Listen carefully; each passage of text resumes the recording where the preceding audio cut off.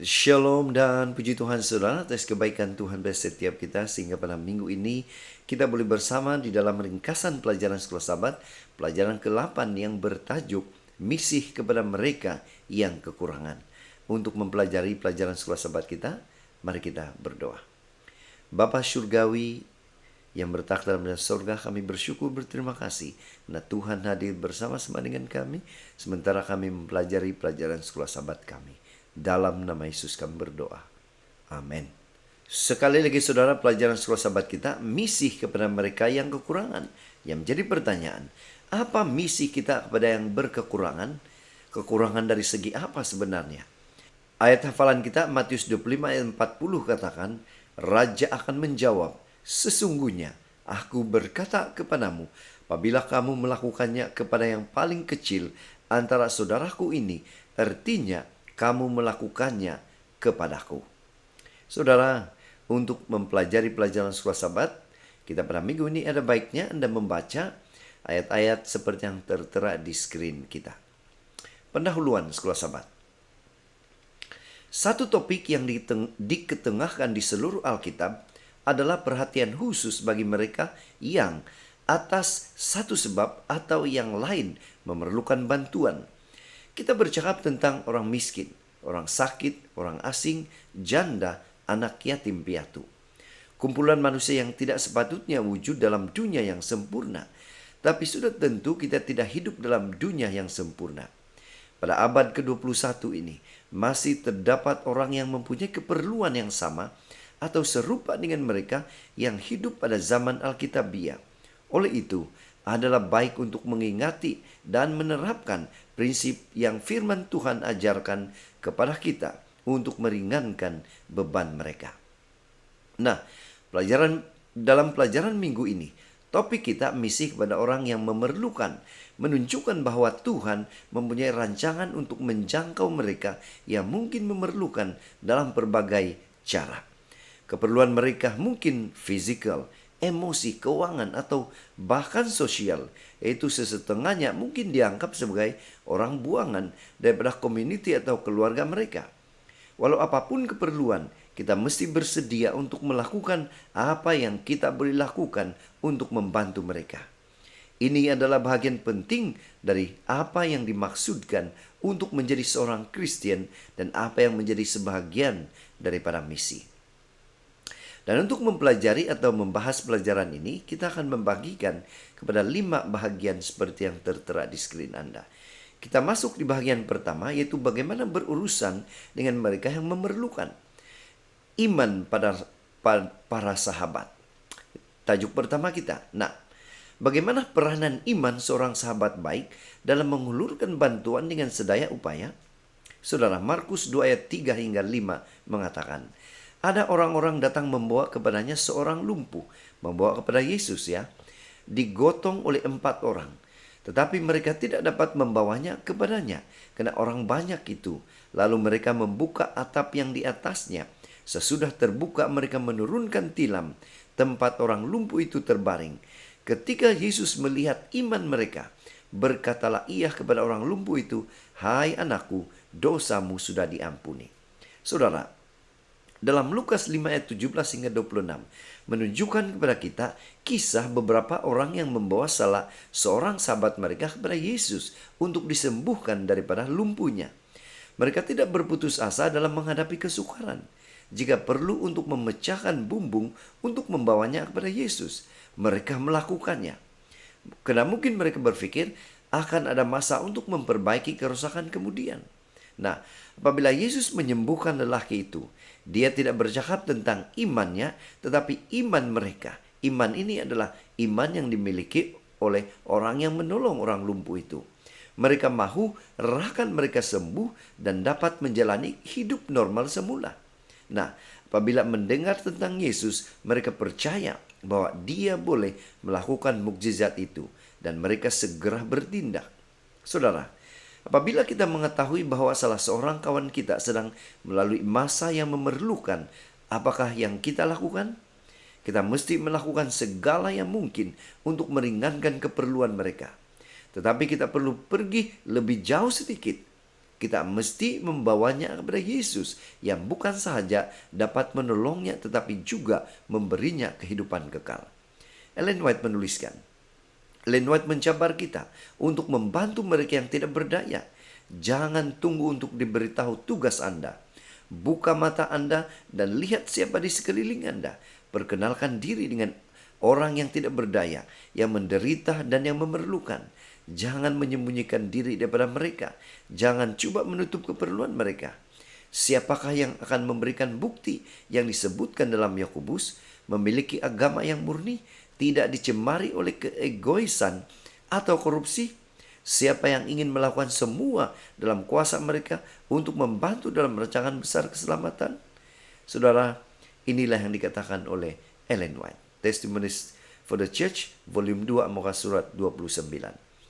Nah, di screen saudara adalah pertanyaan atau soalan perbincangan dalam kelas-kelas sahabat kita. Sekarang kita masuk ke tajuk yang kedua, yaitu hanya cara Yesus. Nah, apa cara Yesus menunjukkan keprihatinannya kepada mereka yang memerlukan? Yohanes 5 ayat 5 hingga 6 mengatakan, di situ ada seorang yang sudah 38 tahun lamanya sakit. Ketika Yesus melihat orang itu berbaring di situ, dan karena ia tahu bahwa ia telah lama dalam keadaan itu, berkatalah ia kepadanya, maukah engkau sembuh? Saudara, Ellen White menyediakan proses 5 langkah kaidah Yesus dalam cara melayani, terutamanya kepada mereka yang memerlukan. Kaidah Kristus sahaja akan memberikan kejayaan sejati dalam menjangkau orang ramai. Juru selamat bergaul dengan manusia sebagai orang yang menginginkan kebaikan mereka. Dia menunjukkan simpatinya kepada mereka, melayani keperluan mereka, dan memenangkan keperluan mereka. Kemudian dia berkata, ikutlah aku. The Ministry of Healing, muka surat 143. Nah saudara, kita lihat 5 langkah yang digunakan oleh Yesus. Perhatikan satu persatu. Yaitu kita mesti bergaul dengan orang yang tidak berdaya, meluangkan masa untuk mereka, mengenal mereka, memahami keperluan mereka, dan niat berbuat baik untuk mereka. Kedua, tunjukkan rasa simpati saudara. Kemudian ketiga, layani keperluan mereka. Ini melibatkan lebih daripada sekadar perkataan, ia mengambil tindakan untuk melayani keperluan rakan atau orang yang tidak dikenali. Langkah keempat, mendahangi keyakinan mereka. Apabila kita melayani orang, apabila kita membantu mereka, mereka secara tidak sengaja akan belajar untuk mempercayai kita dan apa yang kita katakan kepada mereka. Jadi apabila kita bercakap dengan mereka tentang Yesus, mereka akan lebih terbuka untuk mendengar. Langkah yang terakhir, kelima, bantu memimpin mereka kepada Yesus. Satu tindakan yang memerlukan iman daripada Anda dan orang yang Anda akan bantu. Saudara, di screen saudara adalah pertanyaan yang kita boleh bincang dalam kelas-kelas sahabat kita. Kita masuk di tajuk yang ketiga, bahagian yang kedua, yaitu bagaimana berurusan dengan mereka yang ada case unik atau istimewa. Tajuk ketiga unik yang istimewa itu adalah pelarian dan pendatang. Yang menjadi pertanyaan, bagaimana kita melaksanakan misi kita kepada pelarian, yaitu bangsa asing dan pendatang yang bangsa asing juga. Firman Tuhan Matius 2 ayat 13 hingga 14 katakan, setelah orang-orang Majus itu berangkat, nampaklah malaikat Tuhan kepada Yusuf dalam mimpi dan berkata, bangunlah ambillah anak itu serta ibunya, larilah ke Mesir dan tinggallah di sana sampai aku berfirman kepadamu. Karena Herodes akan mencari anak itu untuk membunuh dia. Maka Yusuf pun bangunlah, diambilnya anak itu serta ibunya malam itu juga, lalu menyingkir ke Mesir. Saudara, semasa dia masih kanak-kanak, keluarga Yesus terpaksa meninggalkan negara mereka untuk menyelamatkan nyawa. Yesus adalah seorang pendatang, seorang yang memerlukan. Walaupun pada masa itu tidak ada pergerakan besar-besaran ribuan orang pergi dari satu ke negara-negara lain, terdapat pelarian dan pendatang, yaitu orang asing. Ada yang datang untuk berlindung di Israel seperti Itai 2 Samuel 15 ayat 19. Yang lain terpaksa pergi atas berbagai sebab seperti Daud 1 Samuel 27 dan Elimelek dan Naomi Ruth 1 ayat 1 hingga 2. Nah saudara, Berhijrah ke negara lain adalah sukar, terutamanya tanpa mengetahui bahasa. Kadang-kadang sukar untuk membantu mereka, malah bersimpati dengan mereka. Adat mereka berbeza, penampilannya dan cara bercakapnya juga.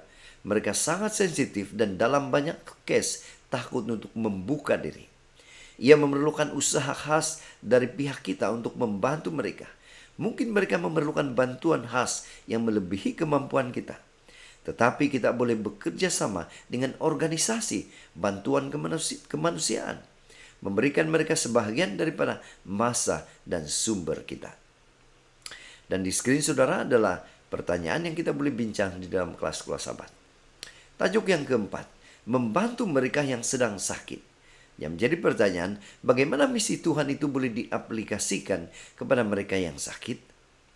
Lukas 4 ayat 18 katakan, Roh Tuhan ada padaku, oleh sebab ia telah mengurapi aku untuk menyampaikan kabar baik kepada orang-orang miskin, dan ia telah mengutus aku.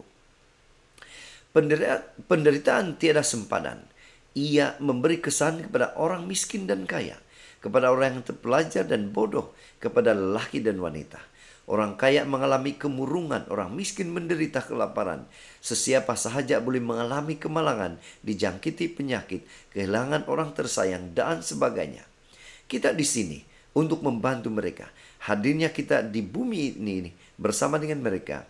Mari kita tiru cara Yesus. Kita mesti mendekati mereka yang menderita, memahami keperluan mereka, dan berikan mereka bantuan sebaik mungkin. Walaupun kita mahu mereka mengenal dan menerima Yesus, ini tidak sepatutnya menjadi syarat pelayanan kita. Semasa Anda membantu mereka, mereka mungkin ingin mengetahui lebih lanjut tentang Yesus, atau mungkin tidak. Tidak mengapa saudara, kita mesti membantu mereka apa saja pilihan mereka. Walaupun Yesus menyembuhkan beribu-ribu orang, hanya sedikit yang mengikutinya. Tetapi itu tidak menghalang Yesus daripada terus membantu dan menyembuhkan yang patah hati dan menderita. Mari kita ikut teladan Dia. Dan di skrin saudara adalah pertanyaan yang kita boleh bincang di dalam kelas-kelas sahabat. Kita masuk di bagian kedua, yaitu dimotivasikan untuk menolong. Nah, tajuk kelima ini, kasih yang lebih besar. Yang menjadi pertanyaan, bagaimana kasih itu memberikan motivasi untuk menolong? Yohanes 15 ayat 13 katakan, tidak ada kasih yang lebih besar daripada kasih seorang yang memberikan nyawanya untuk sahabat-sahabatnya. Saudara, kita tahu orang yang kekurangan itu tidak pernah berakhir. Karena orang miskin atau yang memerlukan atau yang berkekurangan itu akan senantiasa ada di sekitar kita. Dan bila-bila masa saja jika kita mahu, kita boleh berbuat baik kepada mereka. Oleh itu, kita mesti bertanya kepada diri sendiri, mengapa membantu mereka? Karena kita mengasihi mereka sebagaimana Tuhan mengasihi kita.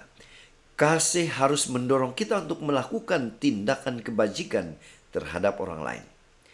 Kasih sayang memecahkan sebarang halangan yang mungkin menghalang kita daripada mendekati mereka yang memerlukan, berempati dengan mereka, dan membantu mereka dalam apa jua cara yang kita boleh, yang kita mampu. Saudara, ini amat penting apabila kita ingin membantu komuniti tertentu yang mungkin berbeza daripada kita. Karena agama mereka, adat rasa mereka, cara hidup mereka. Apabila mendekati mereka dengan niat untuk membantu mereka, kita mesti berdoa, memohon pertolongan khusus daripada Tuhan untuk mengetahui cara terbaik untuk melakukannya. Tuhan akan menolong kita, menunjukkan kasih kita, menjadi kawan mereka, menolong mereka, dan memimpin mereka kepada Yesus.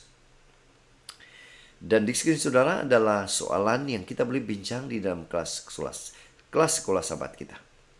Pena Inspirasi juga menjelaskan, rebutlah setiap peluang untuk menyumbang kepada kebahagiaan orang di sekeliling Anda, berkongsi dengan mereka kasih sayang Anda, kata-kata kebaikan, pandangan simpati, ungkapan pengharapan bagi banyak orang yang bergumul, yang kesepian akan menjadi seperti secawan air sejuk kepada jiwa yang dahaga.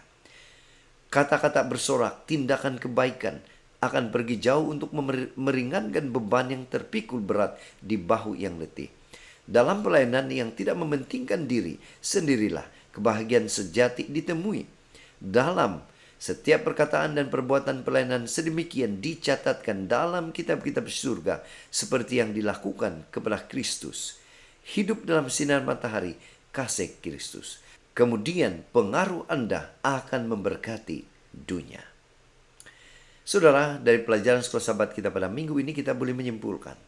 Sebagai seorang sahabat kepada yang sangat memerlukan bantuan, iman mereka yang menolong diperhitungkan oleh Tuhan. Gunakan cara Yesus dalam menjangkau orang yang memerlukan atau yang berkekurangan. Sebagai orang percaya, kita juga perlu menolong mereka yang disebut orang asing yang memerlukan pertolongan. Kita juga perlu membantu mereka yang sedang sakit dengan kemampuan kita. Letakkan kasih Tuhan sebagai dasar mengapa kita mau menolong orang yang memerlukan atau yang berkekurangan. Dan pada minggu ini saudara, cabaran kita, cabaran mingguan, ketahui cara orang asing atau mereka bukan Kristen yang tinggal di negeri Anda. joshuaproject.org ialah satu tempat yang baik untuk meninjau kumpulan orang yang belum dijangkau dalam budaya Anda. Dan cabaran untuk kita bertindak praktikal. Sila kenal pasti seseorang yang berada di dalam lingkungan pengaruh Anda. Mulakan dengan kerap berdoa untuk orang itu. Selepas menjawab soalan berikut, adakah orang ini kawan saya? Menurut model persahabatan Yesus, adakah saya tahu keperluan hidupnya? Bagaimanakah saya boleh membantu dia kepada Yesus untuk disembuhkan? Saudara, inilah tindakan atau pelayanan yang kita akan lakukan sepanjang minggu ini. Jadi saudara, sekian saja ringkasan pelajaran sekolah sahabat kita pada minggu ini. Semoga ini serba sedikit membantu kita yang bila mana kita mempelajari pelajaran sekolah sahabat kita pada minggu ini. Tuhan memberkati kita. Mari kita berdoa. Bapa Surgawi, terima kasih karena Engkau melihat keperluan masing-masing kami. Terima kasih memberikan kami kekuatan, semangat untuk tetap setia pada Tuhan. Khususnya bagaimana kami menjadi teladan di dalam kehidupan. Terima kasih Tuhan, Engkau sudah mendengar menjawab doa kami. Dalam nama Yesus kami berdoa. Amin.